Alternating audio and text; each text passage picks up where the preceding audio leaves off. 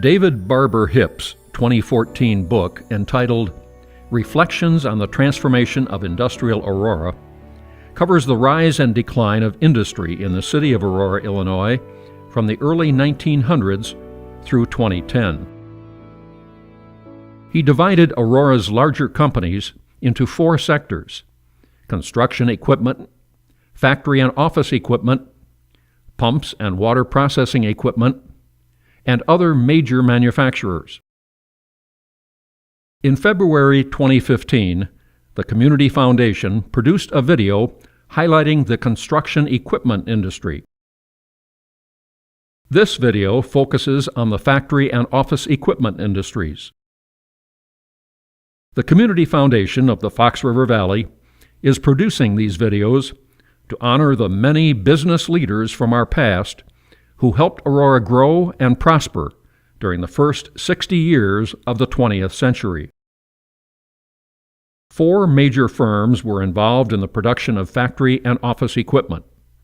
They were Lion Metal, Allsteel, Equipto, and Richards-Wilcox. In August 1976, Richard Hatwick of Western Illinois University published a study of 3 of these companies: Allsteel, Equipto, and Lion Metal. His study has been invaluable to our understanding of the history of these companies, and we wish to gratefully acknowledge his exceptional research.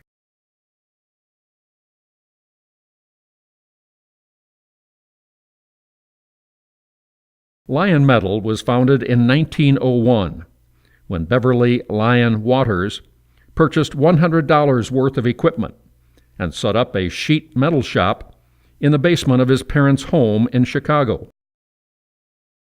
Soon thereafter, his brother, Frank Stanley Waters, joined him in the business. Within a year, they moved into a larger space and began producing steel refuse cans and cuspidors. The brothers named their company the Lion Metallic Manufacturing Company. By 1904, they were making racks, shop pails, benches, boxes, tool racks, and steel lockers. That year, the firm's catalog advertised an ornamental and architectural iron department that made elegant fireplace equipment. From 1903 to 1906, the company operated from a small facility on Ann Street in Chicago. In 1906, the brothers purchased land near Aurora in Montgomery, Illinois, and constructed a factory and office building on the site. By 1910, Beverly Waters expanded the company through the establishment of a national sales organization. This is a photo of the company vehicles, furnished to the salesmen during those years. The company's initial success was the result of expanding the product lines and increasing the sales effort. One of the techniques for expanding the product lines was to find wood products that would be more durable and functional if made from steel, such as these elegant steel art folding tables made in the 1920s. The owners also worked hard to attract new customer groups through its sales efforts, which were managed from these first offices of the company. From 1918 to 1924, Lion was actively courting the automotive market by providing bin systems for storing auto parts, display stands, and other products produced in this building, their earliest factory in Montgomery. In addition, the company produced fixtures for grocery stores. A&P became their largest customer for this product line. In the mid-1920s, Lion entered the office equipment field by producing office storage cabinets. In 1928, it continued its success by merging with one of its competitors, the Durand Steel Locker Company of Chicago. The name of the company then changed to Lion Metal Products Incorporated. The merger made it clear that the management style of the company would have to change. Beverly and Frank Waters had been successful entrepreneurs, but had no formal business training. So they hired Earl Power, who studied business administration at Harvard, to bring management expertise to the business. In 1935, Frank Waters died, and Beverly Waters assumed the role of president until 1940, at which time he retired and became chairman of the board. Earl Power was appointed company president in 1940 to take Waters' place. Before the United States entered World War II, Lion's management team anticipated that steel, which was so essential for its traditional business products, would soon be needed for the war effort. This photo of the factory's Department 23 began producing hundreds of wartime products, including the collapsible gearbox that housed equipment and clothing. When not in use, the box could be collapsed to a mere 2 3/4 inches high, thus saving needed space aboard aircraft carriers. The production of the American Airacobra fighting planes at the Bell Aircraft Plant was facilitated by the use of Lion steel benches, tool stands, shop boxes, and tool cabinets. The machine guns in these Bell Airacobra planes received their ammunition directly from the Lion ammo boxes shown here. Finally, the company's landing mats could be quickly assembled to construct wharfs for small boat landings, thus saving time and lives. Women also joined the war effort at Lion, working side by side with the men in the factory and office. The company's 1944 Fight with Ideas campaign encouraged employees to submit their proposals for expediting the delivery of Lion's vital war equipment to the armed forces. Chaired by Vice President Neil Ormond, who is pictured here second from right, this wartime initiative symbolized the patriotism of both the management and workers of the company. After the war, Lion broadened its product line by entering the field of home furnishings, producing kitchen cabinets and ironing boards. In 1950, Earl Power became chairman of the board, and H.B. Spackman, who was hired by Power to develop Lion's marketing effort, became the president and CEO. Under Spackman and the next president, L.D. Deal, Lion developed new product lines, such as coat racks, office desks, file cabinets, and folding chairs, to name but a few. Several years later, a wise management decision found the company exiting the production of store fixtures and kitchen cabinets before the changing market conditions reduced the profit potential. The company then entered into the production of Grade A office furniture. After investing resources to mass-produce the furniture, Lion learned that architectural firms were including the design of office furniture in their designs of new buildings. This meant that Lion would face fierce competition for the business. The company reversed its decision and used its new mass production capabilities for standardized furniture. In 1963, J.M. Olson became the company's president, followed by T.R. Conklin in 1969. During those years, Lion promoted itself as the largest manufacturer of steel lockers, the product most closely associated with the company today. Subsequent Lion presidents included A.W. Wallen, Bruce Chamberlain, Peter Washington, Gerard Goslin, Charles Sekovac, and Robert Bodland. Lion Metal became a publicly owned company for a few years and later was bought back by management. Although the company went bankrupt in 2012, it was purchased by a private equity firm, Echelon Capital LLC, in 2013. Its name was changed to Lion LLC, and its new CEO, Gene Berg, vowed to keep the original plant in Montgomery producing high-quality lockers and storage equipment that was the trademark of Lion Metal for so many years. In closing our remembrance of Lion Metal, we wish to acknowledge our good friend and colleague, Neil Ormond, who passed away in 1993. He served as a vice president of Lion Metal from 1943 to 1978, and also as a director of the Community Foundation from 1964 to 1993. Mr. Ormond's careful preservation of Lion's archival materials provided the background and many of the photos for this section of the video.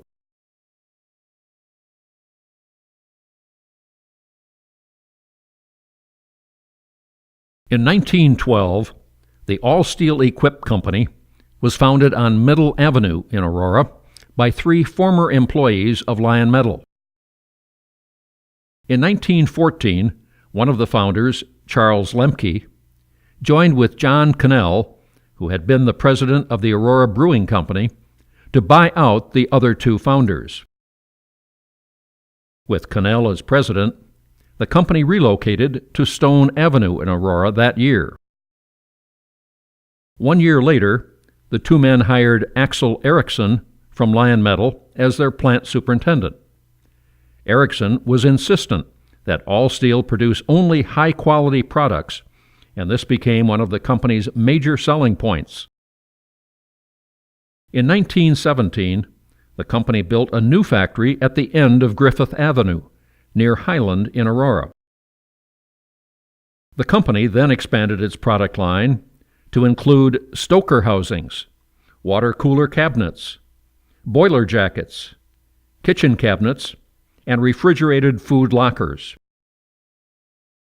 Later, the firm changed the spelling of its name to Allsteel Equip Company and began producing office cabinets and lockers. In 1933, management purchased the Roach Appleton Manufacturing Company in South Bend, Indiana. In 1936, the firm bought the Aurora Metal Cabinet Company, which added filing cabinets to the product line. Like other companies, Allsteel Equip focused its efforts on war-related products during World War II. They produced lockers for the Navy, ammunition boxes, shell fuse casings, and field repair equipment. After the war, management made the decision to concentrate on the production of office furniture at the Aurora plant and electrical fixtures at the Roach Appleton plant. In 1947, management concluded that Grade A office furniture would provide the greatest profit potential and long-term success for the company. The first items to be produced were office desks. The advertisements conveyed a sense of refinement to this product line. The company then introduced bookcases, credenzas, and conference tables and chairs. By this time, the name of the company had changed to Allsteel Equipment Incorporated. In 1955, John Cannell stepped down as president, and Carl Gruby, who had joined Allsteel in 1949 as vice president of engineering, took his place. Under Gruby, Allsteel became one of the 3 largest producers of Grade A office furniture in the industry. Allsteel's success was the result of specializing. Management focused its efforts on the high-quality end of the office furniture industry. In addition, Allsteel was selective in assigning dealerships. All marketing was through manufacturers' agents. Training of dealers and salesmen was a top priority of Allsteel. Finally, the company emphasized cost-saving techniques in the production and shipping of its products. They used a honeycomb design in the interior parts of the discs to reduce shipping weight while maintaining strength and rigidity. This concept was introduced to the company by Carl Gruby, who worked as an aeronautical engineer before joining Allsteel. In 1961, the company sold its Highland Avenue building to Equipto and moved to Route 31 in Montgomery. As the company grew, management was concerned over how to broaden the ownership base in order to provide capital. Should the company make a public stock offering, or should it be sold to a publicly held firm?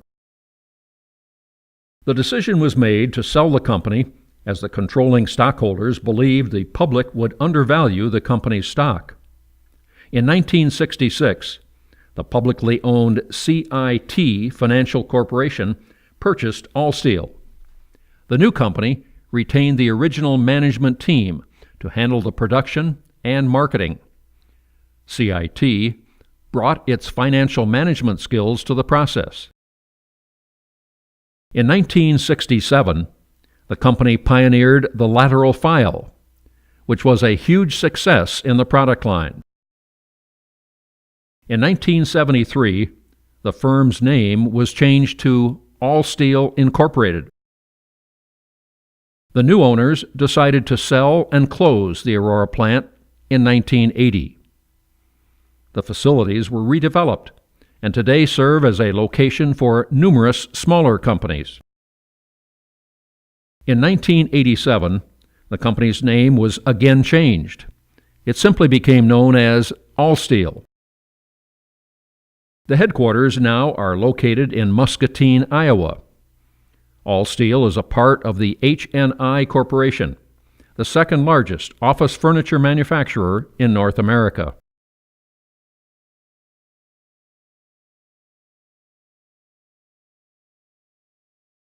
Equipto was founded in Aurora by Thomas M. Dunham.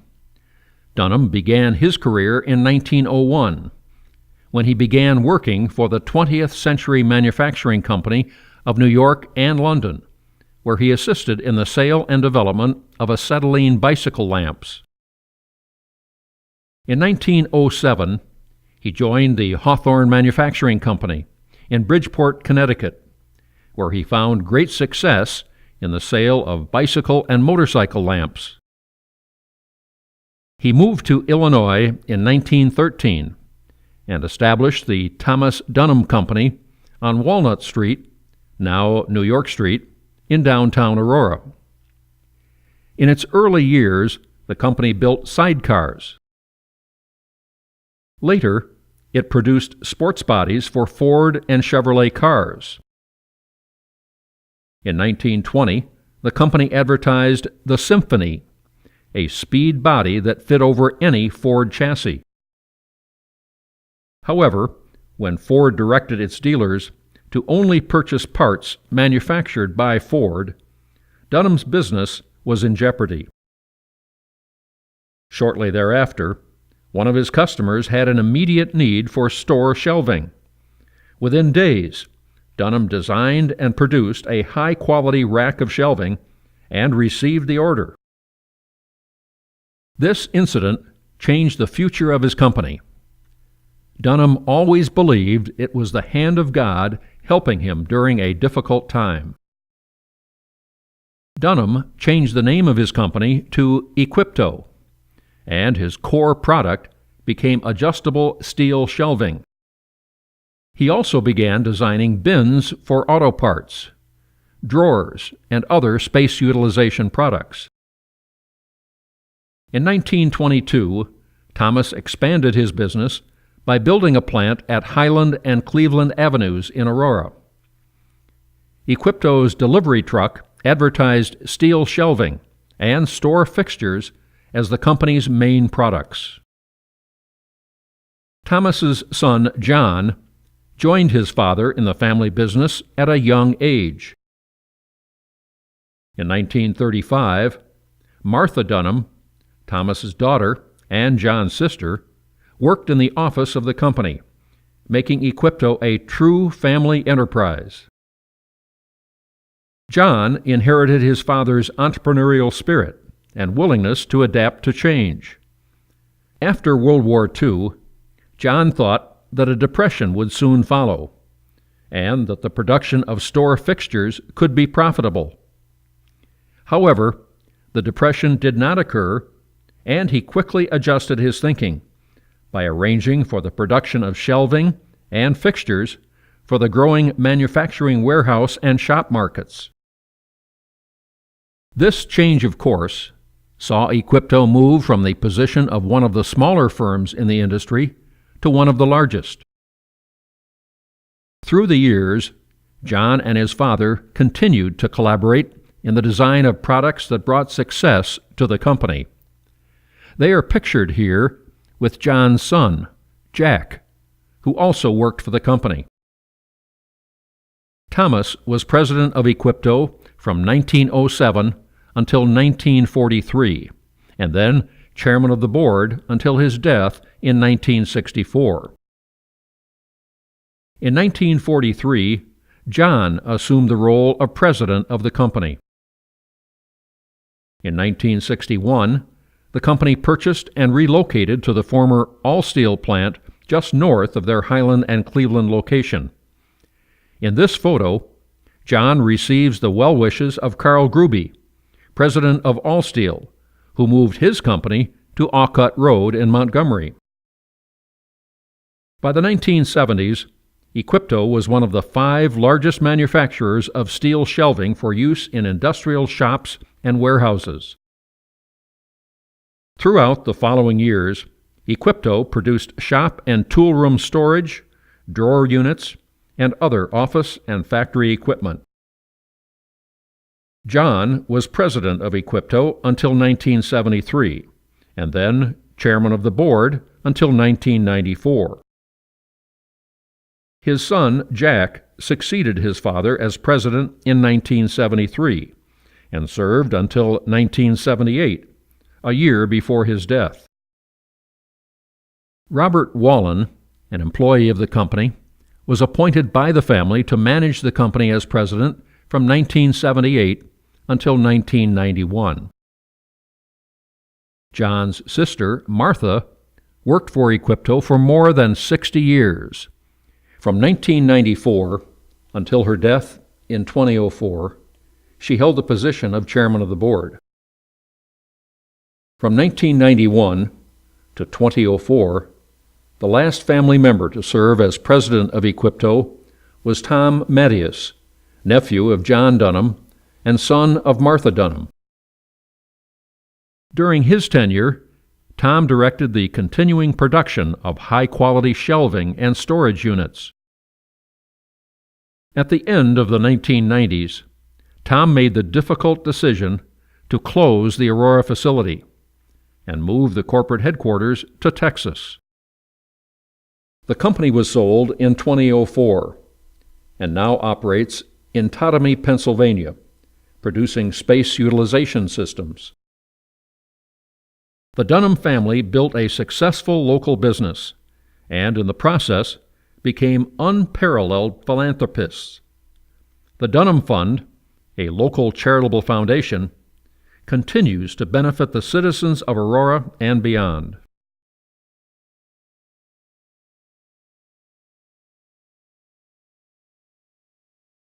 The history of Richards-Wilcox dates back to the late 1800s. In 1880, the W. Wilcox Company manufactured the Aurora carpet sweeper at 55 North Broadway in Aurora. The principals in the company were W. Wilcox, E.T. Prindle, who invented the sweeper, and Charles Kennedy. Prindle left Wilcox and was producing carpet sweepers and door hangers at his own firm. Little is known about W. Wilcox or Kennedy. Several years later, John Pease, D.W. Simpson, and Truman Day bought the company and changed its name to the Wilcox Manufacturing Company. They also bought Prindle's company and hired him as their superintendent. the company relocated to Water Street just south of Benton. It later moved to a new plant on Stone Avenue, south of Clark Street, and soon grew into a large multi-building complex. One of the company's employees was William H. Fitch, who began working at Wilcox in 1892. In 1903, he left the firm and reorganized the short-lived Richards and Sensenbaugh Company into the Richards Manufacturing Company. Richards was located in the Stolp Building on Fox Street, now Downer Place, in downtown Aurora, where its predecessor, the Richards and Sensenbaugh Company, had operated. In 1904, Fitch moved Richards to its present 3rd Street location to manufacture barn door and parlor door hangers. In 1910, Fitch's company purchased the plant and all of the assets of the Wilcox Company and renamed the new firm on 3rd Street the Richards-Wilcox Manufacturing Company.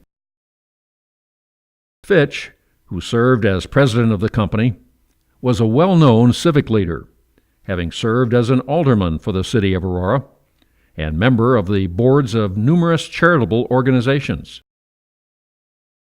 In the early 1900s book entitled Just for Fun, his caricature was included with other prominent men of the day. Fitch was a solid leader who willingly gave back to his community. He also owned land west of Aurora on Galena Boulevard, where he raised a herd of Holstein cattle. His Fitch Home Farms produced quality dairy products for many years. The first vice president of Richards-Wilcox, Lee Mile, came from a pioneer family that settled in Sugar Grove in the 1830s. His residence on Lake Street in Aurora, called Stonehouse, is now a part of Plum Landing, a senior citizen retirement community.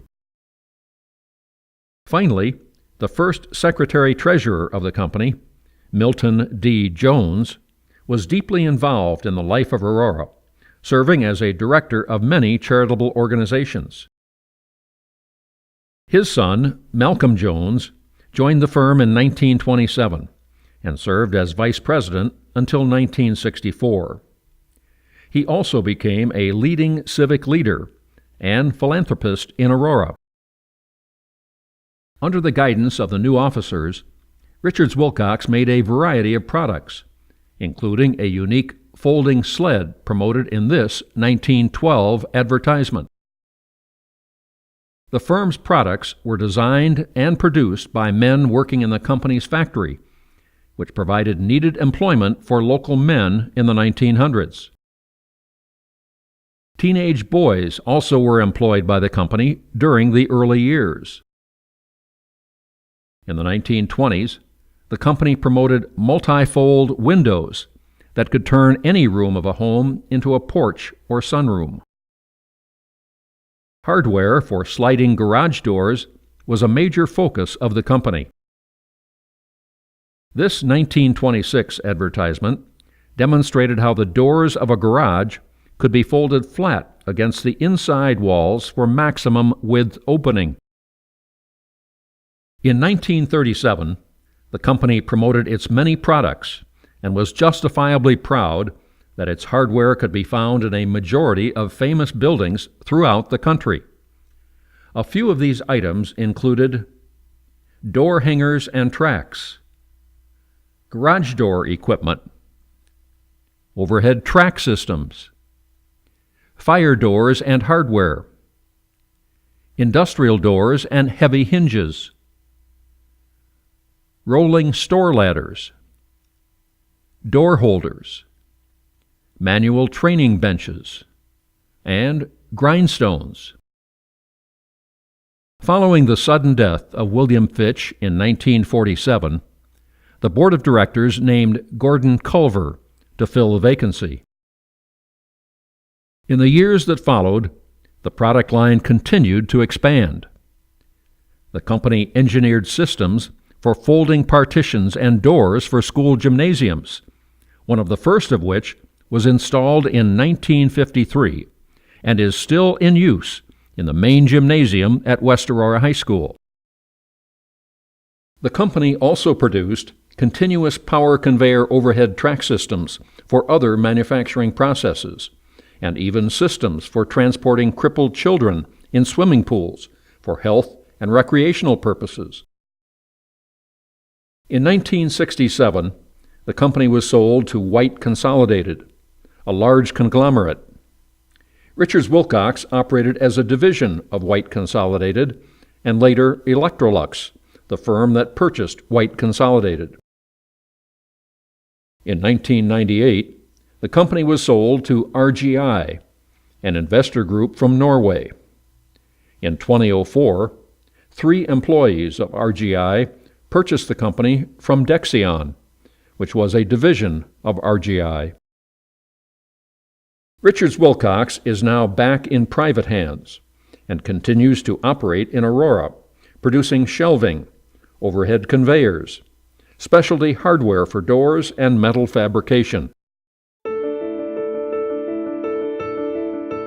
The companies portrayed in this video were instrumental in Aurora's prosperity in the early to mid-1900s. The founders of each provided needed jobs for Aurora's citizens and supported the charitable needs of the community. Our sincere thanks again to David Hipp for his role in preserving the history and legacies of Lion Metal, Allsteel, Equipto, and Richards-Wilcox.